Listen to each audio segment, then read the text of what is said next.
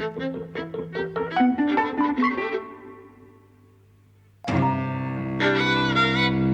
and welcome to Eavesdropping at the Movies. I'm Mike. And I'm José. And we're talking about To Live and Die in LA, another Friedkin. This time it's from 1985. It's a neo-noir action crime thriller. You seem to be a big fan of this. So why don't you tell us about it? Well, I saw it when it came out, right? Which, it wasn't quite a hit. It was like a kind of a mild hit, yeah? Mm-hmm. And again, it was one of those things that was well reviewed, but not greatly reviewed, right? Mm-hmm. So, and actually, I remember thinking at the time that I couldn't understand why it wasn't doing better or, getting more love than it was getting. Because, I thought it was so... sexy is the wrong word. Yeah, because, the film is in keeping with so many Friedkin films. It's in kind of the thrall of the kink, of the unusual, of the seamy underside, but with glamorous overtones, yeah? So, and actually I think all of those things are what drew me. So, it's in the art world, but it's counterfeiting money. It's sexual, but sex seems to be all like a transaction, involving kink. All of those things seemed kind of sexy and glamorous and LA to me. And then the film as an action film, we've talked about the chase sequence in French Connection, but I think some of these in this film are at least as good. Yeah, like it's kind of, I thought it was like thrilling to see, Yeah, he's got something, Friedkin, about rhythm and movement. Yeah, he kind of conveys the rhythm of the car and you being in the car and the swerve of the car. I think the film has all of that. I still don't think it's one of the great masterpieces of the cinema. Yeah, but it's the only one of the films that I've been re-seeing of Friedkin so far that I would revisit for non-professional purposes. Just for the pleasure of watching it again. Yeah. The chase scene I'd read about, although unlike the French Connection, I'd never seen bits of it before. But I kind of understand that it's considered a classic alongside it. I don't really see why, to be honest. I didn't like it as much. There's no accounting for personal taste, I guess, and I think it's good. But it didn't really grab me. But I think maybe actually it didn't grab me because I wasn't as invested in the characters in it. I wasn't invested in the story that was being told around it. So, I needed an element of that. But before I get into it, let's just say what the plot is briefly. It's a good cop, bad cop thing. Willem Dafoe plays a guy who's counterfeiting money. And the cops are after him. The kind of established cop is paired up with a young guy who's quite green and quite new to it and wants to go by the book. The older cop is happier to break the rules and finds that he needs to. At one point, he wants to buy in undercover into a deal with Willem Dafoe's character. He'd have to buy in $30,000 and the FBI won't authorise that. So he convinces the younger cop to help him rob $50,000. An FBI guy who's undercover actually dies as a result of that. We've seen that in the French Connection as well. So it's about what rules are you willing to break to get the job done and that sort of thing, and kind of police corruption, someone who has no respect for authority. It's about the obsession of catching Willem Dafoe, who's responsible for the protagonist's elder partner's death right at the start, who was, a couple of days away from retirement. It's that old cliche. And ultimately, and this is a spoiler, the newer guy becomes the older guy. He sees the dark side of police work. He sees what he's had to do in order to sort of succeed and what success costs. And he embodies that role. In particular, taking over a relationship with the informant, who not only informs for the protagonist, but also is forced to sleep with him. So what were you going to say earlier? What are your feelings about the film? Yeah, so the thing about the chase scene was, because I feel like I didn't care so much about the characters here, I think it kind of lost me. So in the French Connection, when Gene Hackman is driving through LA, driving through New York, and chasing the train and driving into stuff, I understand the character innately, and I kind of like him despite all of his problems and so on. And I understand the kind of obsession behind what he's doing, and so I'm kind of with him the whole way. And I'm with the story, I'm with the film. I didn't feel that here because I felt there was a cheapness to kind of everything really, and a kind of, I would say actually a kind of phoniness. Like it's almost as though the film doesn't mean what it does at any point. Like the opening of the film is this Secret Service pair who are protecting the president while he's giving a speech, and they end up on the roof of the building they're in, and there's a Muslim suicide bomber there who's saying death to him. That was cheap. That was cheap and actually anti-Muslim. It was just it was despicable. And he's got a bomb strapped to him, and he's shouting death to America. But what's additionally cheap, as well as just we've got a Muslim terrorist here who signifies badness, is that the main character is kind of trying to talk him down and stall him, and in the meantime his partner is hanging off the ledge and grabs him and pulls him down, and as he does so the guy detonates his bomb and it explodes. The next shot, the guy's just there, like he hasn't been harmed at all. He's standing on the roof, and they say, okay, let's go in and play some cards and get a drink, and the old guy goes, I'm getting too old for this. And it's like, it's the kind of film where that can happen, is what's set up at the start. It's almost a cartoon how unrealistic that is. Whereas, the French Connection had more of a feeling of seriousness to it, essentially. That's true. It felt in a more realistic vein. This is, I think, in a much more expressionistic vein. Yeah, I love LA in this film. I love the chase sequence through the canyons, which are those same canyons that are used in Greece. You begin to recognize kind of, LA landmarks. Oh, the storm drain, you mean? The storm drain? Yeah. That they drive through in Terminator 2 as well. Yeah. Yeah. That's it. And I love the actors. To me, it was like a thrill to see Willem Dafoe looking so young, which actually he can't have been, yeah? But he looks very beautiful and androgynous, actually. And the film very cheaply plays on that androgyny, actually. Willem Dafoe's about 30 when he makes this. Yeah. So reasonably young. I mean... But he does look like 7 or 8 years younger than that. Yeah, I think you're right, yeah. In his 20s. Yeah.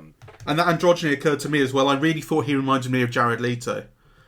Jared Leto has very much the same kind of feeling to him of he's lithe and he's got a very feminine angle to him. And, in this, it doesn't matter who Willem Dafoe is with, he kind of wants to kiss them. Yeah, it's a very interesting...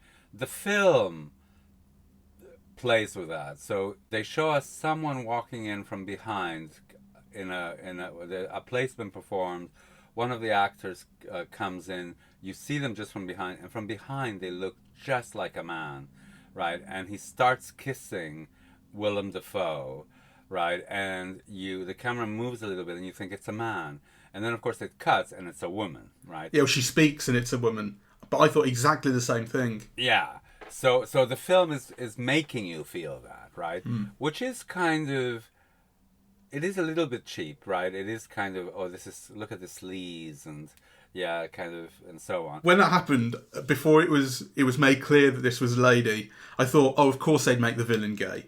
And then they didn't. And I went, oh, okay, never mind. Yeah, though you see them kind of, kink is a thing in this film, right? They film themselves having sex. Yeah, there's a woman involved in some of the sex play who just seems to be hanging around and who you don't get the full meaning of until the very last shot of the film. The William Patterson character has an informant who's clearly an informant, and basically, he's making her have sex with him. Yeah, that kind of... Initially, you think it's his girlfriend, and then you realize, well, it's an informant. She's got no choice. All right. Yeah. So the film is kind of reveling in that. Yeah, and that takes on a very dark thing again, as you say, right at the very end, when the new guy becomes the old guy, and he doesn't let her escape. And the last line of the film is, "You work for me now," and it has all of this meaning layered into it that she can't escape, and she's going to have sex with him just as she had sex with the other guy, and it's really dark. It's really dark. It's really cheap, and I really love it. So I'm not defending. Yeah. I'm not saying that it's not cheap. It is actually, but you know, you see, I think this film is playing to Friedkin's strengths, because he is wonderful at creating mood, yeah, and I think he is wonderful at movement and at kind of at lining up shots, right, and at creating ambience. He's clearly much better at any of that than at character or, you know, even ideas actually. So, and the film is kind of full of that, you know. So on the one hand, it's immersed in the art world, but the art world is also a world of forgery, and it's a world of money. I mean that's not a cliche, but it's an interesting idea, and it's kind of very interestingly visualized, you know, in the film, you know. And I love, you know, so later on when they interview that, I forget what the term is now. I mean, I'm afraid of saying a term that will offend people. The little person in the wheelchair who also seems to be missing legs, who's an artist. I think he's a paraplegic dwarf. Yes, okay. I was going to say that, but I thought that might be offensive. No, dwarf is the right word. Okay. So you see, yeah, I think that's also, they could have cast that with anybody, right? So him casting a paraplegic dwarf is partly helping to create the world he wants to construct for us, yeah? You know, it's a world of oddness and strangeness, but art, yeah? Yeah. Art and kind of underground and corrupt in some way, or, yeah? So I kind of, I like that. Also, I very much like William Patterson, whom I don't understand why he never really became a star, yeah?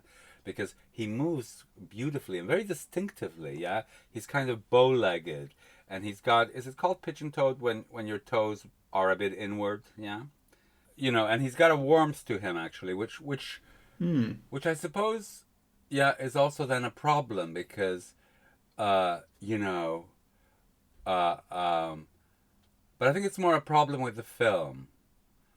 Yeah, that you don't understand quite why he stops caring about human things. Someone who was so kind and thoughtful and felt the death of his partner so much at the beginning.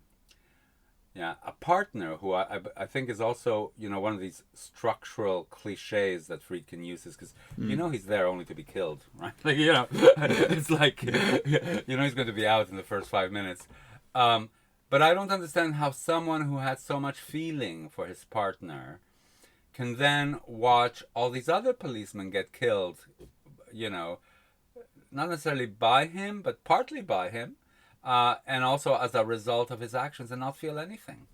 It just doesn't make sense to me. Yeah, right? But yeah, I mean, this is another one where your main character cop accidentally kills an FBI guy who was undercover. That's right. That happened in French Connection as well, right at the end. And similarly, sort of feels nothing, gets away with it. And this one is worse, because what you have is, what you realize is that this has been a police setup all along to entrap him, right? And so all of those people who are chasing after, who they're shooting at, who end up getting killed in accidents, and I mean, those are his pals, his co-workers, his colleagues. Yeah. Yeah, the film makes nothing of that. Yeah. It's just a car chase. Yeah, actually, right? the only thing the film makes of, well, because he doesn't know that at the time, they find out afterwards that this guy was undercover, and all that's made of it is, are they going to get away with it? Are they going to be caught or not? For doing it, but nothing about, you know, this was a friend, comrade, or anything like that. Not interesting. Doesn't matter to the film. Doesn't matter to the characters. The young character feels very, very guilty about it, and ends up sort of giving himself over to the baddie, because he goes to see a guy who is working for the baddie and gives him information. So what is the moral? That if you feel an appropriate sense of guilt, you just make things worse for yourself. I mean, you know, this is one of the things where the film really kind of don't cohere. So I want to ask you two questions. One is a spoiler, and, you know, I'm going to ask it first. What did you make of the William Patterson character, who's called Chance, significantly, I suppose? What do you make of him, of the well, A, that he shot at the end of the film, and in the way that he shot? I didn't know what to make of it at the time, other than it was a kind of a cheap, shocking thing to do. You really, I didn't expect it at all. You kind of expect him to come out of the film some way or other. So in the moment, it surprised me and shocked me. And then when you get to the very end and the other character has sort of turned into him, you understand. I think I understood sort of how structurally it kind of worked. It created a space for the really downbeat aspect of the ending to kind of kick in, I guess. I think particularly because the fact that he's no longer there, he's no longer alive, means that she can think of escaping, the girl, and the guy comes in and disabuses her of that notion quite quickly. As to the way he dies, in what way? Do you mean the suddenness of it, or Yes, I the mean, fact it's by a kind of no one character? Dispatched. Yeah, the fact that it's by a character who's kind of a nobody, as opposed to the main baddie who could have killed him. Well, I suppose what I meant by that is that the film gives it no weight. Yes. Yeah, he's shot in the middle of a shootout, and he's dead. Right? I mean, this is the protagonist of the whole film. You've been watching and feeling or wanting to feel for him, or you've been following his actions, and then like he's just shot. Yeah, I know what you mean. And maybe in that respect, that's what contributed to the kind of sense of shock that I felt and surprise, because there's certainly no build up to it. I mean, you've seen firefights like this throughout the film, and it just so happens that he dies in this one. It's the way it comes across. But the fact that I also, as I said, I had real low levels of investment in these characters meant I didn't really feel much about it. You know, it's spectacle. Well, I mean, I wasn't invested. I mean, he's not playing a character as I understand it anyway. Yeah, you're given no sense of his wishes, hopes, desires, even feelings. I mean, you're told at the beginning that he really cares for his partner, and then that's it. You know, you think he has a girlfriend, but actually this girlfriend is just, you know, this informer that he's basically like exploiting for sex. And you know nothing else about him, really. I suppose you get a sense of that he likes power, which I think, and likes the position that he's in, and likes sort of using that power. Again, I think he's very similar to the Hackman character from The French Connection in that sense. You know, when Hackman walks into a room and can have 15 people up against a wall and search their pockets, he loves being in that position. And here, your character kind of loves having that position as well. And when it comes to the girl, you know, he clearly doesn't love the girl. There's no kind of romantic relationship, but he loves the fact that he can treat her the way he does. And I think you do get a feeling of that aspect of his character. It is an aspect of his character. It's not just something that he does. His action shows his character. You know? You know what I also didn't like is when he returns to the flat with the money, and begins to have sex with that informer. Because at that moment I thought, well, you know, he's going to confront her with having sold him out, right? Because it's clear to anybody that it has to be her, right? And it's certainly, you know, it was instantly clear to his partner. So why isn't it clear to him? Why is there not even like, you know? Yeah. I thought that was like an unbelievable moment. Okay, well, let's think about that then, because that's interesting. All you've done is pick up on faults. So what do you like? Yeah, exactly. You know, I love, actually, Willem Dafoe and John Turturro. Yeah, I think John Turturro is fantastic. Again, in a very early role. You know, he energizes and brings life to everything he's in. Yeah. And then I really also like very much the way that William Patterson, I mean, his presence I like very much. Yeah. I love the milieu that is described. I love the whole look of the film. Robbie Mueller's cinematography is a thing of wonder. Yeah. It's like a sensuous, you know, thrill to see those images. I love the long lens sort of landscape of LA that you get, where everything's compressed and there's a dense sunset and things feel smoggy and thick and hot. I think it's beautiful, and it's really and it has that's a visual icon of LA, actually. Yes, and I love the way that LA itself is a character in the film. Yeah, it's full of shots of the landscape, of the beach, of the canyons, of, you know, the highways. It's an LA film as much as The French Connection is a New York film. Absolutely. I love the contrast between petty officialdom and a really corrupt world. I love the feeling that a really corrupt world could also be like a kind of an innocent one. Yeah, so I mean, I think the Willem Dafoe character is interesting because in many ways, he's not doing things that are so bad. Like, you know, he's just forging money. Yeah, at the beginning at least, he's not hurting anyone. Yeah, he's interested in art. Yeah, he's making money. But actually, you know, how the film progresses, that becomes darker and darker and darker. Yeah, so and I like all of that actually.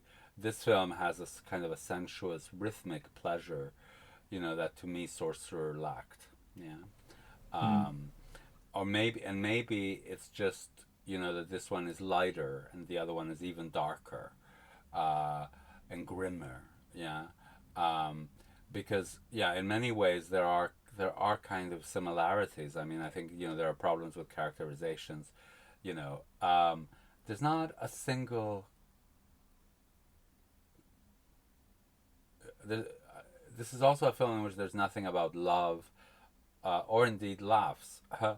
Yeah, the treatment of its minority characters is abominable as well. I mean, I think the scenes with the black men in To Live and Die in L.A. are also incredibly problematic.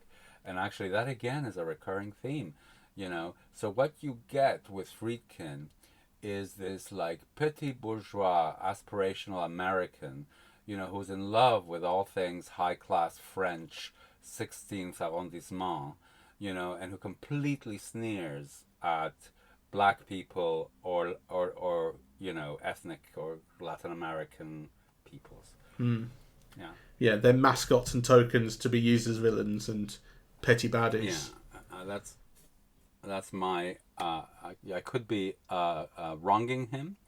You know, there are more films to come, but so far that seems a pattern. What happens in the 16th arrondissement? What's that about? Well, the posh character in Sorcerer is from, you know, the most expensive neighborhood in Paris. Is that what it is? And you see his house with the huge Louis XVI, you know, gold gilt and furniture and So is the 16th arrondissement, is that like Mayfair in London? Yeah, exactly. Right. It's like, you know, a really posh, super elegant Park Lane kind of neighborhood. Yeah. Okay. So it has all of those connotations, right? I'm just thinking of Monopoly boards. Yes, I'm sure in the French Monopoly boards, you know, the 16th arrondissement might be a neighborhood.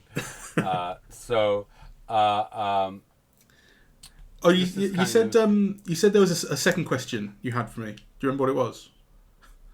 Well, actually, I was going to ask you at that point what you thought about Torturo, but that I've just spilled my beans. But what did you think of Torturo? I liked him. What did you think of the soundtrack? I thought it was interesting, I suppose, in comparison with Sorcerer, which we also watched because that was I can't. Well, there goes. What was the name of the band that Tangerine Dream? Tangerine Dream did Sorcerer, and this was Wang Chung.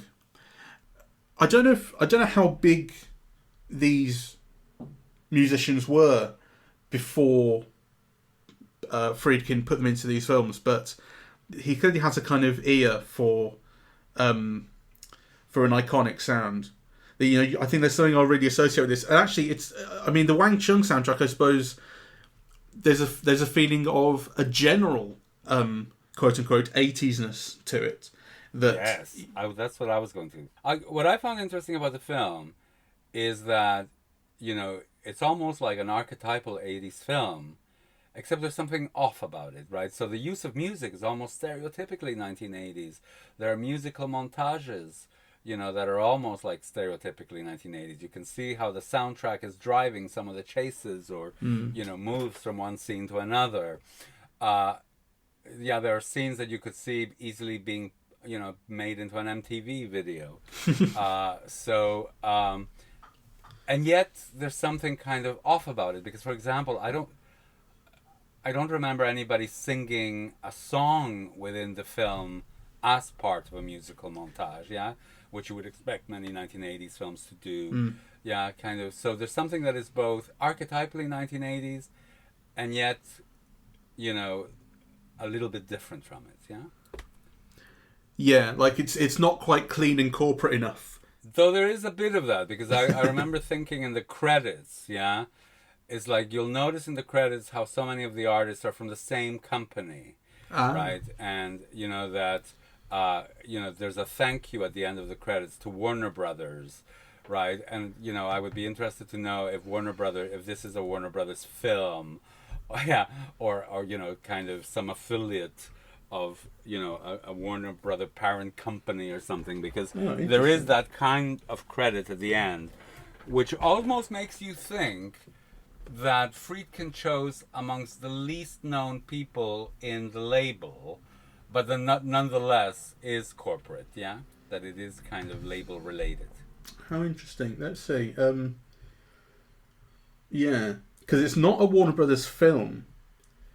It's United Artists, but Warner Brothers have got at least 4 records on the soundtrack. There's Geffen Records as well. They've got 4. The soundtrack was released in September '85 by Geffen Records. Warner Brothers started up Geffen Records. It was all their money. Yes. So I think what I was saying is a little bit corporate in that, the song choices are also kind of, demarcated or delimited really to like this company. Yeah, to Warner Brothers. Yeah, which they try to distinguish. Yeah, but they are different record labels, but if the parent company is Warner's, then actually it's the same company, So that's an interesting thing. It's not a free choice of music. It's tied to, something that they want from a delimited selection that can express what the filmmakers want while at the same time publicizing the records, which is very archetypally 80s. But it is corporate. It is. I can tell you here what makes them separate. What makes Geffen separate from Warner Brothers is that Warner Brothers gave the startup capital, and profits were split 50-50 between Geffen and its respective distributors, one of which was Warner, but around the world there were other distributors as well. So Warner was taking half the money from those records in the States, and obviously all the money from their ones, which are also on the... choreographer Leslie Linker Glatter. Sorry, I just saw on the credits. That's she's directed loads of Homeland, I think. Yeah, she's directed shitloads of Homeland. She was a choreographer on this. Who knew? Just by the by, just noticed her name. It comes just after the thanks for Warner Brothers. Anyway, so I suppose to kind of re-summarize it, I feel, in a way, like a bad critic in the sense that I think I'm, all of the faults that I am decrying Sorcerer for, many of them at least, can also be seen in To Live and Die in LA. And yet I really love To Live and Die in LA, and I would happily see it again. Right? And yet, in a way, maybe without good reason to, or just, that I have a more particular affinity for this film. I do like the sunshininess of the look of the film in contrast to the actions that take place in it. I do like the actors in this film a whole lot more. I also like the lesbian twist, yeah, which is kind of, I suppose, a nod towards a perspective on feminism, however skewed in, the film is 1985, yeah? So it's kind of meaningful that 2 women get away with the money and the murder. And she's gone off with Jane Leaves. With another woman. With who? Jane Leaves. Do you remember the English girl in Frasier? Oh, yes. Yeah, that's her. Oh, wow. Unrecognizable. I recognised her, that's why I knew. She looks very different than she does in Frasier. Anyway, your summary of the film? I suppose if I had to show... Yeah, if I had to show someone from an alien planet what the 80s looked like, I would probably pick this. I'm not sure I'd go that far. Anyway, I kind of... it's an incoherent film. In many ways, I think very typically Friedkin. But this is one that I love very much. Thank you very much for listening. We are eavesdropping at the movies, and we are on Apple Podcasts, Spotify, SoundCloud, and YouTube. On social media, we're on Facebook and Twitter at Eavesdrop Movies. And the website is eavesdroppingatthemovies.com. Thank you very much. Bye-bye.